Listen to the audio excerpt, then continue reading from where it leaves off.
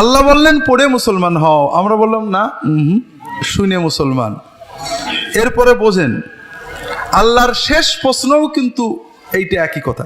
কবরে গেলে কয়টা প্রশ্ন হবে? তিনটের পরে আরেকটা আছে। তিনটে প্রশ্ন কি? তোমার রবকে, তোমার দিন কি, তোমার নবীকে। যারা পারবে না তারা কি বলবে? হা হা লা আদরি সামায়াতুন নাস ইয়াকুলুনা শাইয়ান ফাকুলতু, হায় হায় আমি তো জানি না, লোকেরা যেন কি বলতো আমি শুনে শুনে বলতাম, এখন তো মনে হচ্ছে না। এটা কি শোনা উল্লাহ না পড়া উল্লাহ? হ্যাঁ, শোনা উল্লাহ। আর যে পাশ করবে তাকে ফেরেশতারা 4 নম্বর প্রশ্ন করবে, মাইদ্রিক বিমা দারাইত মা আদরাক, তুমি এই 3টে প্রশ্নের উত্তর কিভাবে জানলে বলো তো?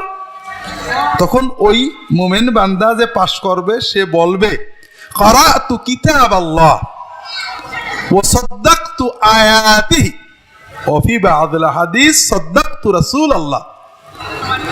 ওই পাশ করা লোকটা বলবে যে আমি আল্লাহর কোরআন পড়ছিলাম এবং কোরআনের আয়াতের ভিতরে আল্লাহ যে যে কথা বলেছেন এটা বুঝে আমি সত্য বলে মেনে নিছিলাম।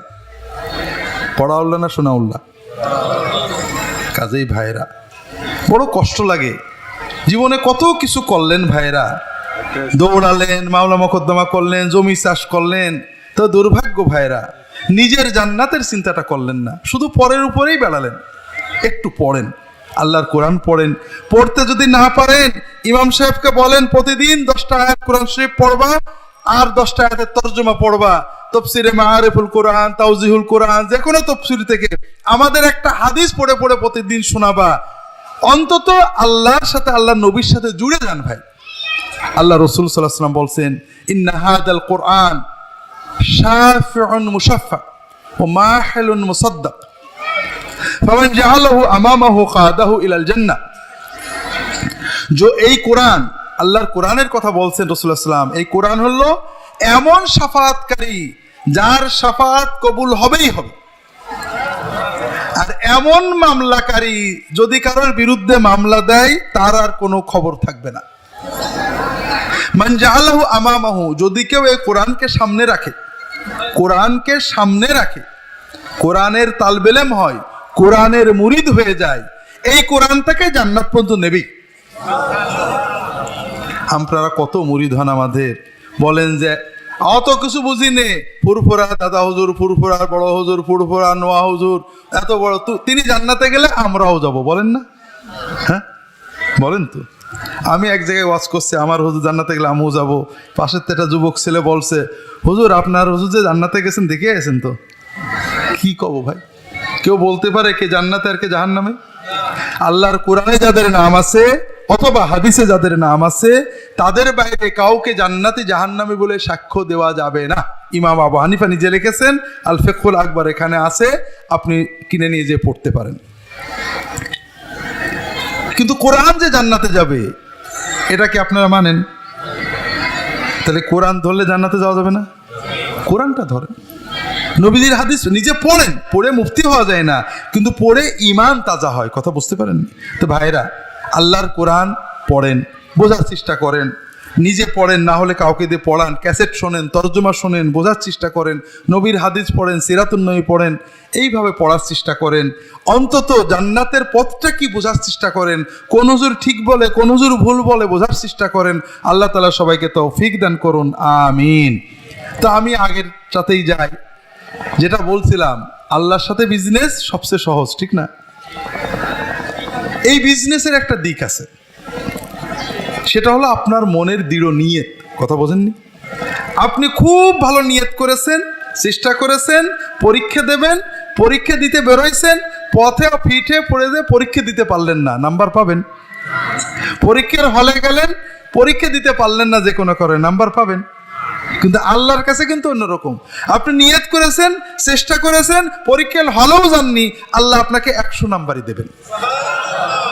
কাজে মনের নিয়তটাকে মজবুত করতে হবে। একটা হাদিস শোনেন ভাইরা, আল্লাহ রাসূল সাল্লাল্লাহু আলাইহি ওয়াসাল্লাম বলছেন, ইন্নামা দুনিয়া লিআরবা, এই দুনিয়ায় মানুষ 4 জন। রাজুলুন আতাহুল্লাহু মালান ওয়া ইলমান ফাহুয়া ইহলিকুহু ইনফিকু ফি হাক্কিহি, একজন মানুষ তাকে আল্লাহ তাআলা টাকা পয়সা সম্পদ শক্তি দিয়েছে দুনিয়ায়, আবার কোন খাতে খরচ করলে আল্লাহ খুশি হয় তাও তার জানা এলেম আল্লাহ দিয়েছে। সে ভালো ভালো ভালো ভালো খাতে খরচ করে। কথা বোঝেননি? আর একজনকে আল্লাহ এলেম দিয়েছে কিন্তু মাল দেয়নি, ক্ষমতা দেয়নি। ওর আফসোস লাগে, আহা লোকটা একটা মসজিদ বানাইছে, আহা লোকটা একটা মানুষের উপকার করেছে, আমার যদি আল্লাহ টাকা দিতে আমি এই ভালো কাজগুলো, আহা আমি মানুষের জন্য একটা ব্রিজ বানিয়ে দিতাম, মানুষের হাসপাতাল বানাতাম, মসজিদ বানাতাম, আল্লাহ এই মানুষটা চিকিৎসায় সবাই টাকা দিল, আমি পারলাম না, আল্লাহ আমার টাকা থাকলে দিতাম আল্লাহ।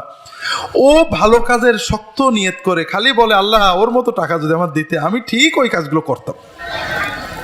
আল্লাহ রসুল সাল্লাল্লাহু আলাইহি ওয়াসাল্লাম বলছেন ওয়াহুমা ফিল বিজরি ফিল আজরি সাওয়া। ওই প্রথম লোকটা টাকা ব্যয় করে যত সওয়াব পাচ্ছে, এই দ্বিতীয় লোকটা শুধু নিয়তের কারণে ওই পরিমাণ সওয়াব পেয়ে যাবে। আর একজন 3 নম্বর হলো আল্লাহ তাকে মাল দিয়েছেন, শক্তি দিয়েছেন, কিন্তু বিবেক দেননি, বিবেক কম, দিনের এলেম নেই, সে অন্যায় কাজে টাকা পয়সা ব্যয় করে। শক্তি ক্ষমতা দিয়ে জুয়ার আসর টানে, কি বলে আমাদের দেশে বলে মেলা নিয়ে আসে, সিনেমা হল বানায়, পয়লা বৈশাখে বিশেষ আয়োজন করে, ভ্যালেন্টাইন্স ডে বিশেষ আয়োজন করে, এই সব করে। আর একজনকে আল্লাহ কোনোটাই দিইনি, সে বলে যে আল্লাহ আমার যদি পাওয়ার থাকতো আজকে আমি ভ্যালেন্টাইন ডে একটা আয়োজন করতাম। আল্লাহ রাসূল সাল্লাল্লাহু আলাইহি ওয়াসাল্লাম বলছেন ওয়াহুমা ফিল বিজরি সাওয়া। ওই আকাম করে যে গুনাহ পাচ্ছে, এই আকামের শক্ত নিয়তের কারণে সমান গুনাহ পেয়ে যাচ্ছে।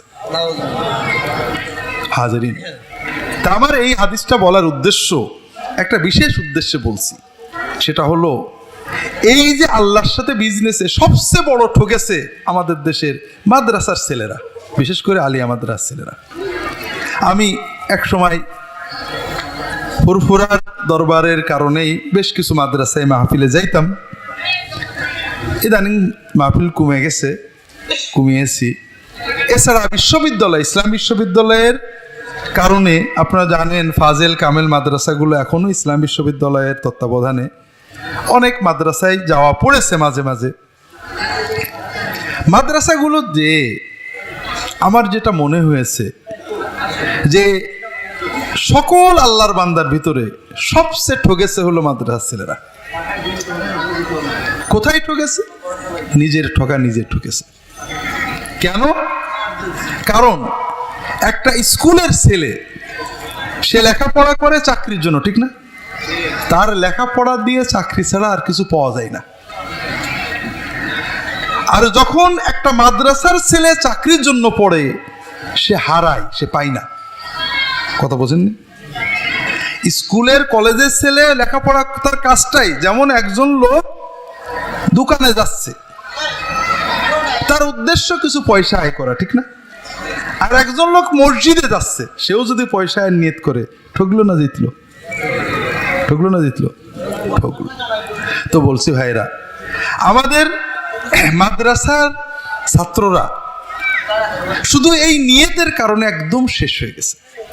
আমি এত মাদ্রাসা ঘুরে দেখলাম না যে আলেম হওয়ার নিয়তে আমি আবু হানিফার মতো হব, আমি মৌলানা আব্দুর রহিম হব, আমি শামসুল হক ফরিদপুরি হব, আমি আল্লামা রুহুল আমিন হব, শাহ অলিউল্লাহ হব, আমি কি বলে আবুল হাসান আলী নদভী হব, এই নিয়তে কোনো তালেবে ইলম পড়ালেখা করে, এটা আমার নজরে পড়ে না।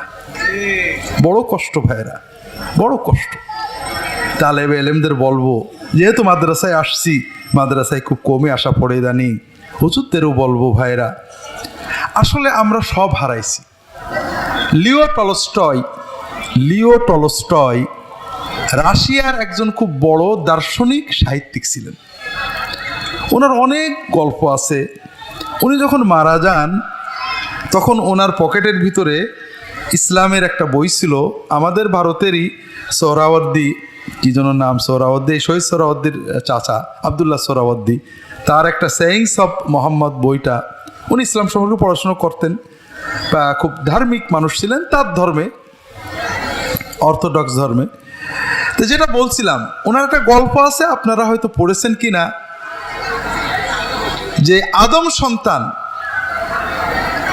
দারিদ্র সহ্য করতে পারে, কিন্তু টাকা সহ্য করতে পারে না। গল্পটা হলো, ইবলিস তার সিংহাসনে বসে আছে, তার চেলা চামুন্ডাদের পাঠাচ্ছে, যাও যাও তুমি যাও, তুমি যাও, মানুষের দোজখে যাওয়ার ব্যবস্থা করো। সন্ধ্যার সময় ইবলিসের কাছে সবাই এসে রিপোর্ট দিয়েছে, তুমি কি করেছো, তুমি কি করেছো, তুমি, সবাই খুশি, যাও, অমকের 5টা গুনাহ করেছি, কবিরা গুনাহ করেছি, এই করেছি, তাই করেছি। তো এক চামুন্ডা, এক চেলা খুব মুখ কালো করে দাঁড়িয়ে আছে। এই তোমার কি আছে? হুজুর আজকে আমি ফেল, আমি পারিনি। তো কি করেছিলে? তা আমি এক গরিব কৃষক, বাড়ি থেকে বউ 2টো রুটি বেঁধে দিয়েছে, সে রুটিটা নিয়ে মাঠে যে গাছের ডালে রুটি বেঁধে চাষ করছে। ওই দুপুরে যখন খুব পিপাসা লাগে, এসে কুয়ার পাশে বসে রুটিটা খায়, পানি খায়, আরো 2 ঘন্টা চাষ করে দুপুরে বাড়ি আসে। তা আমি ওই রুটিটা নিয়ে পুকুরে ফেলে, কুয়ার ভিতর ফেলে দিছি। ভাবলাম এসেই কিছু গাইল দেবে, কিছু গুনাহ হবে। তো আসে রুটিটা খুঁজে না পেয়ে বলে, হায় আল্লাহ, এত কষ্ট, খিদেও লাগছিল, রুটিটা কোথায় গেল, যাক একটু পানি খেয়েই দিই।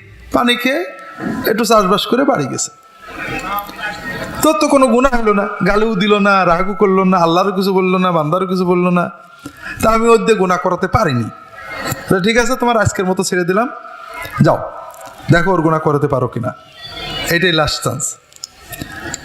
তো পরের দিন গেছে, এবার আর রুটি নিয়ে নি, ও রুটি নিয়ে চলে গেছে, ওর বউ রান্না করছে, ওই বাড়ি এসে বিকেলে খাবে, 10টার দিকে রুটি খাবে, বাড়ি এসে খাবে।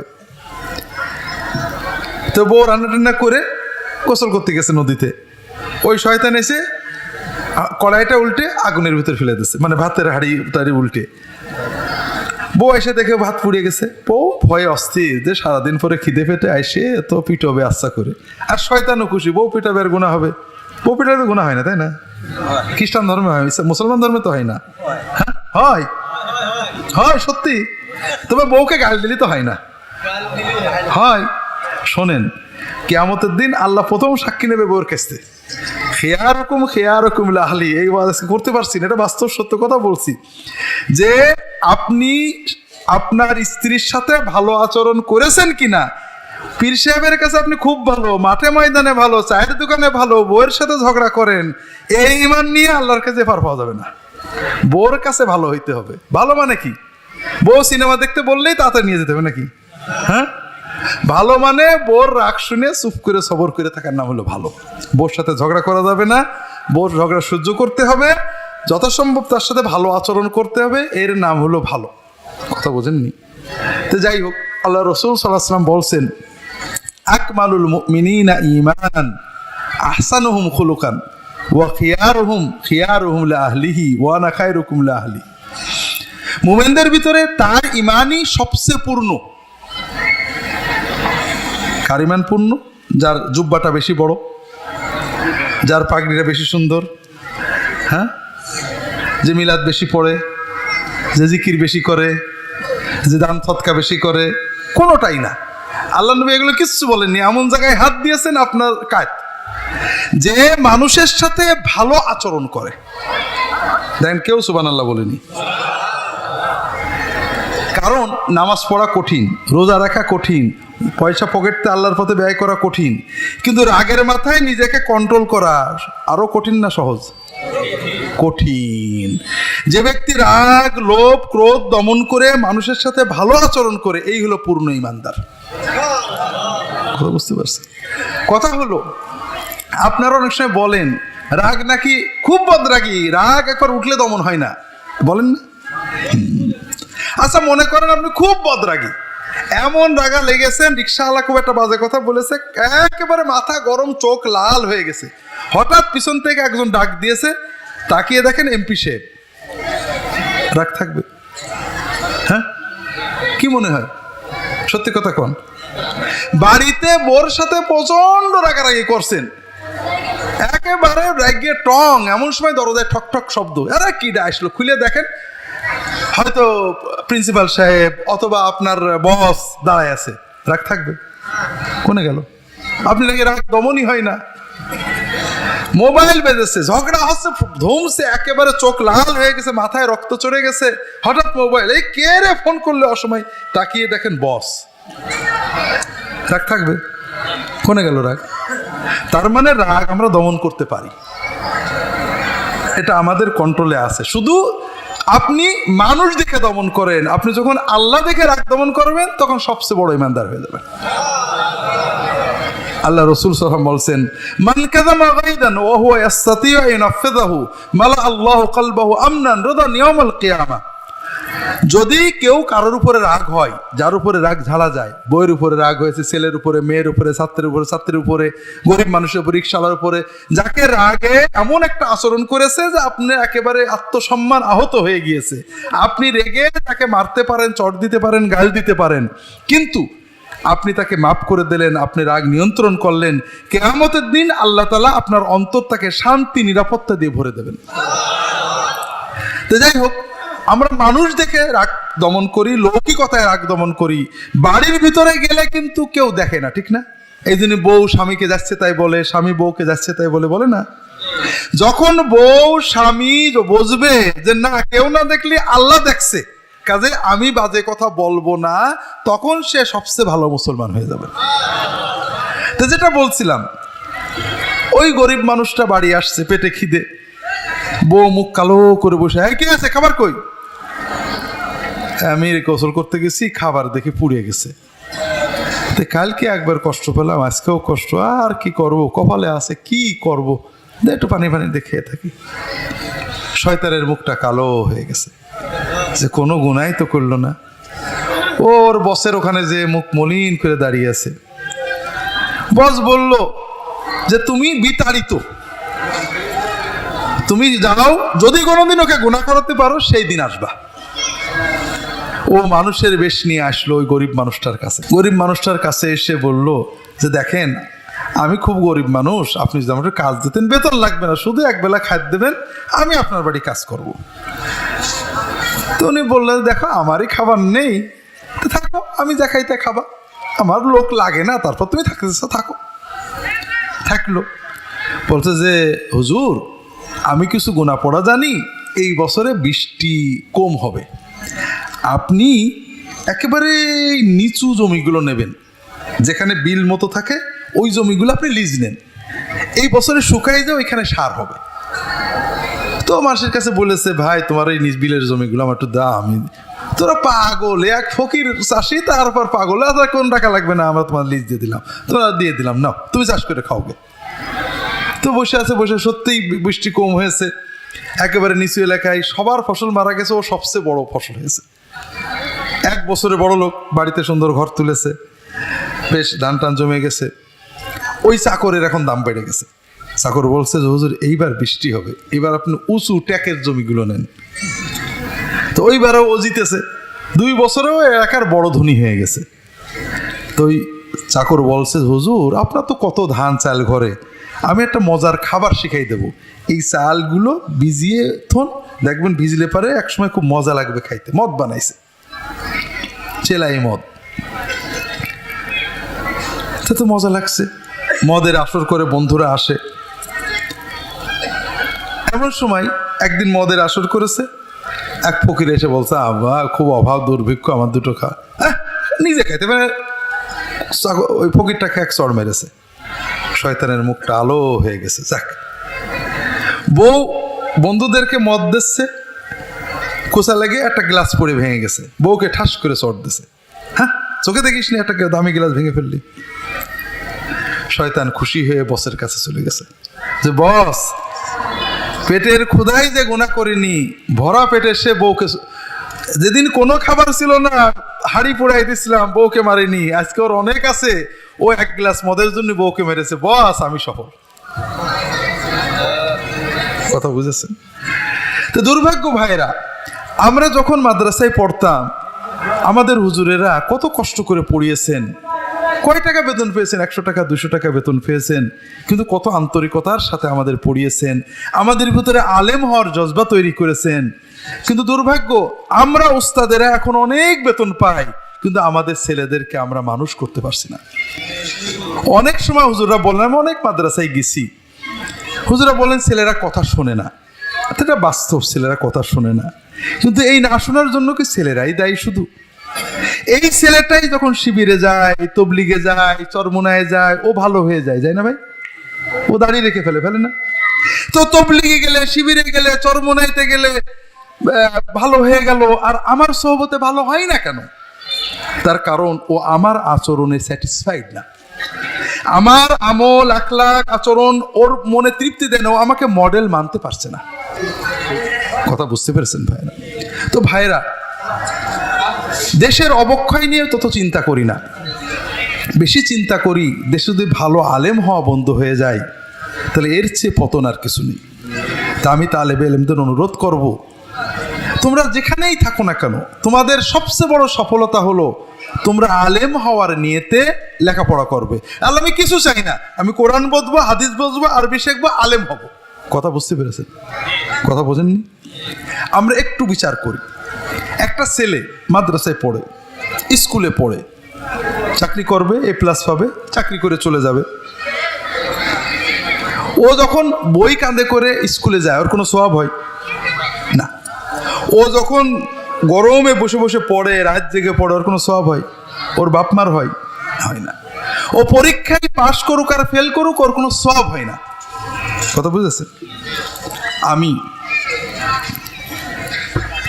কিন্তু কোনো তালেবে ইলম যদি আলেম হওয়ার নিয়তে, আল্লাহ আমি একটু তোমার কোরআন বুঝবো, ভালো করে আরবি শিখবো, তোমার হাদিস বুঝবো, আলেম হব, দিনের উম্মতের কাজ করবো, নিজে আমল করবো, উম্মতের কাছে দিন পৌঁছাবো, আল্লাহ আমাকে আলেম বানাও, এই নিয়তে যখন ও বইগুলো কাঁধে নিয়ে মাদ্রাসায় যায়, সব হয় না? ওর পায়ের নিচেই ফেরেশতারা পাখনা বিছিয়ে দেয়। সারা বিশ্বের সকল সৃষ্টি তার জন্য দোয়া করতে থাকে। ওর গায়ের ঘাম, ওর রাত জাগা, ওর বাতি জ্বালানো, সুইচ টেপা, ওর পরীক্ষায় যাওয়া, গা ঘামা, প্রতিটি কাজের জন্য ও ওর বাবা মা সওয়াব পেতে থাকে। এই যে ও সওয়াব পাচ্ছে, এর কারণে তো রেজাল্ট খারাপ হয়ে যাবে, ঠিক না?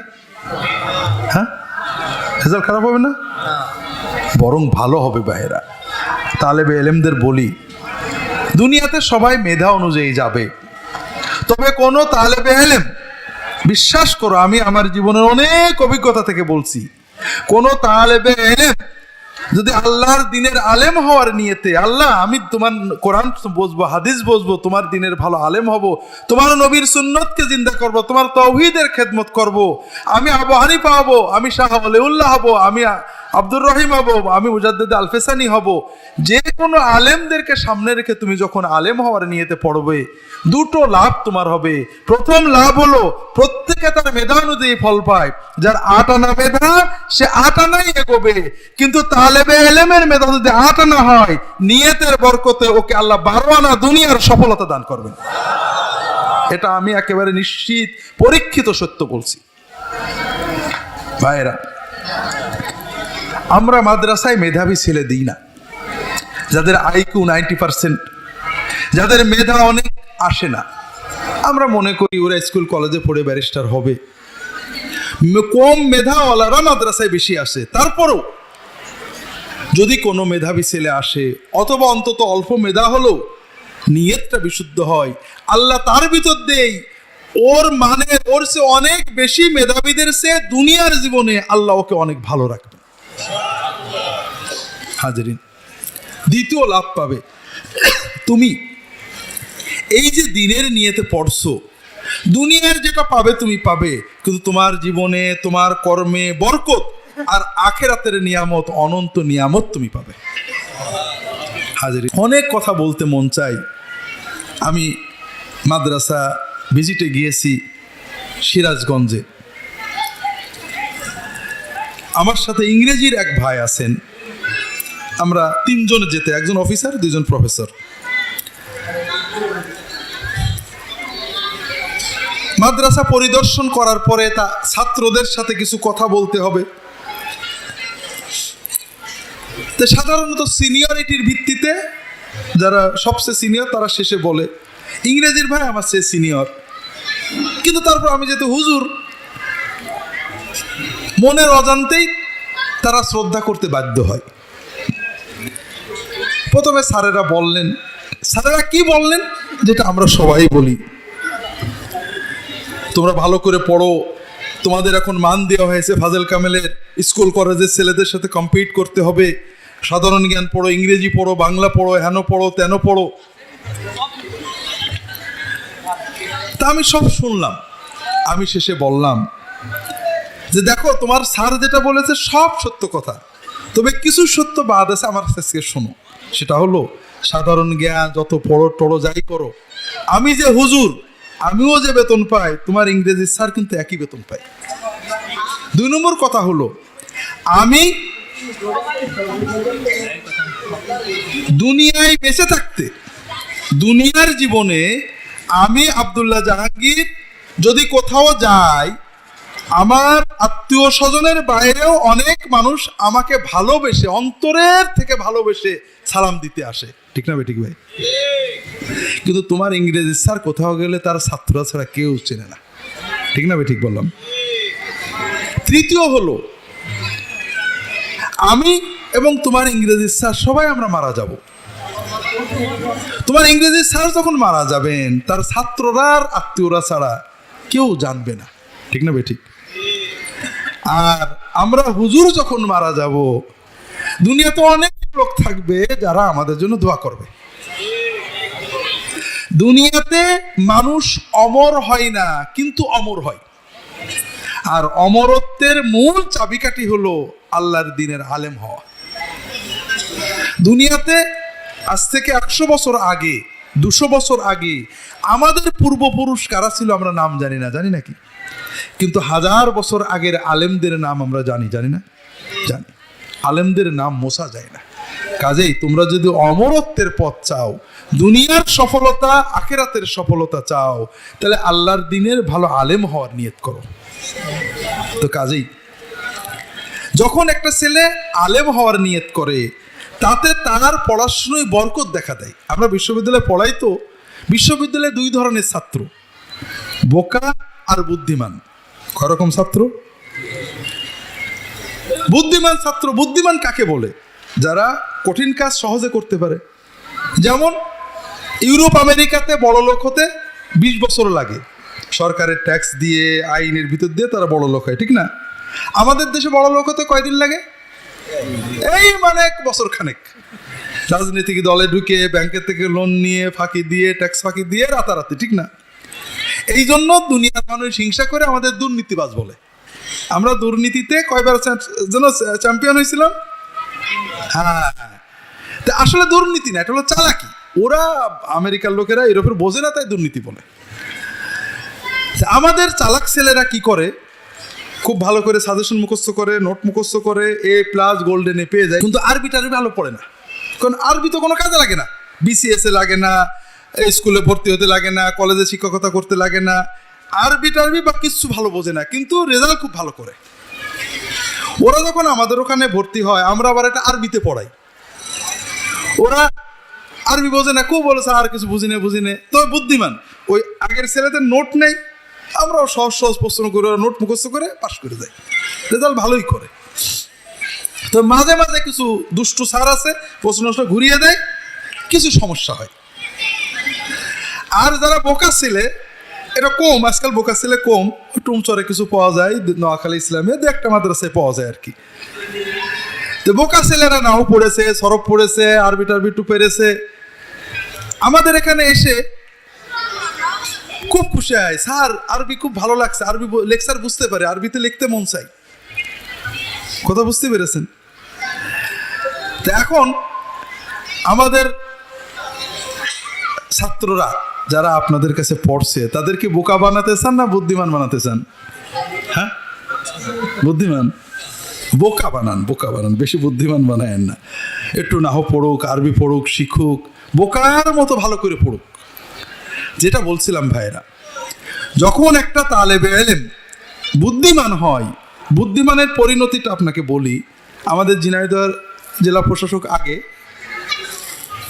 আমি হুজুর মানুষ, আবার ইমাম মানুষ, আবার প্রফেসর মানুষ, প্রশাসনের কর্মকর্তারা মহব্বত করে অনেকেই। যারা মহব্বত করে আসে, হয়তো বিভিন্ন ডাকলে আসে, মাহফিলে আসে, বসে। তো একজন ডিসি ছিলেন অনেক আগে, উনি আবার তবলিগের সাথে মিশে কোরআন পড়া শিখছিলেন, আলেমদের খুব মহব্বত করতেন। তা বলছেন যে ভাই একটা ইন্টারভিউতে গেছি, চাকরি সম্ভবত প্রাইমারি স্কুল না কোথায় চাকরি, উনি বোর্ডে আছেন, সরকারি চাকরি।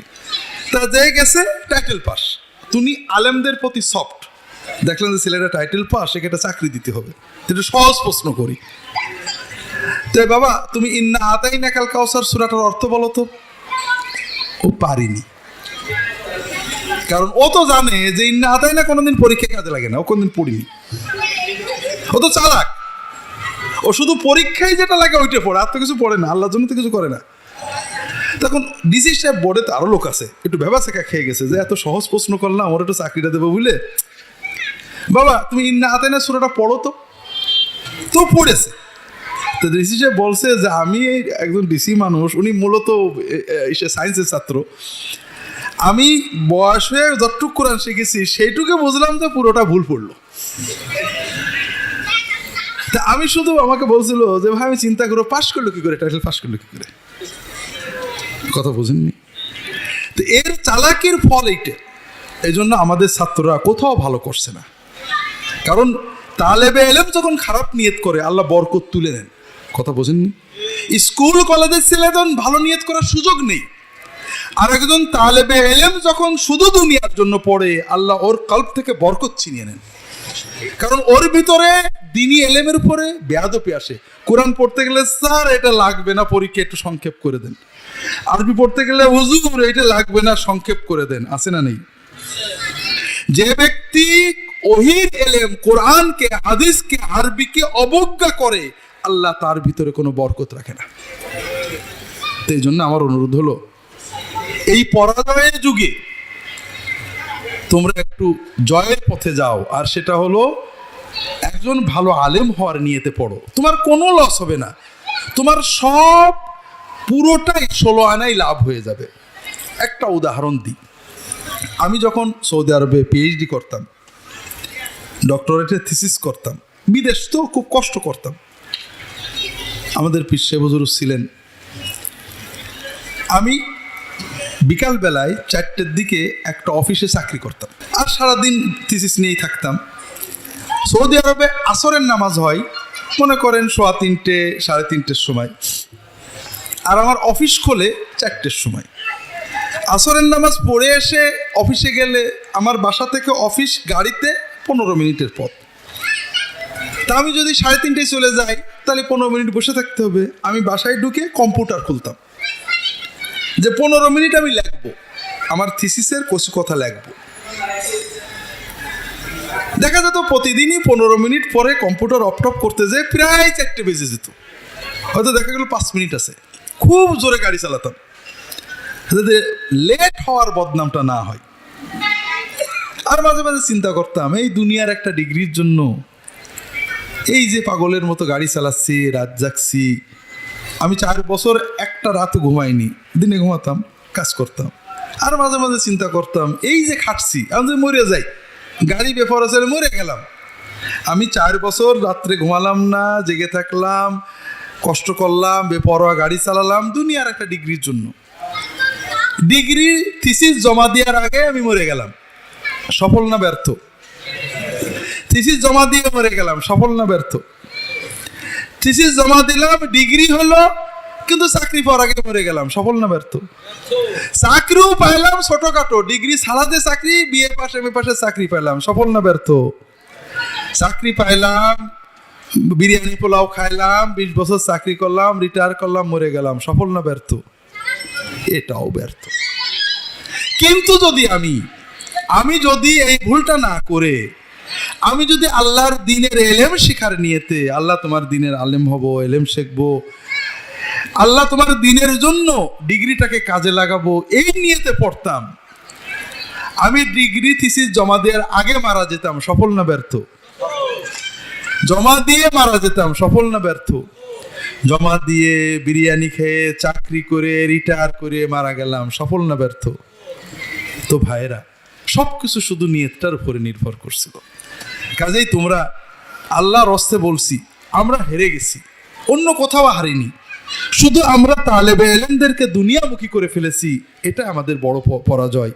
একজন তালেবে এলেম মাদ্রাসায় পড়া ছেলে ডাক্তার হবে, প্রফেসর হবে, ইঞ্জিনিয়ার হবে, এটা হলো সবচেয়ে কম গুরুত্বপূর্ণ আমাদের টার্গেট থাকবে।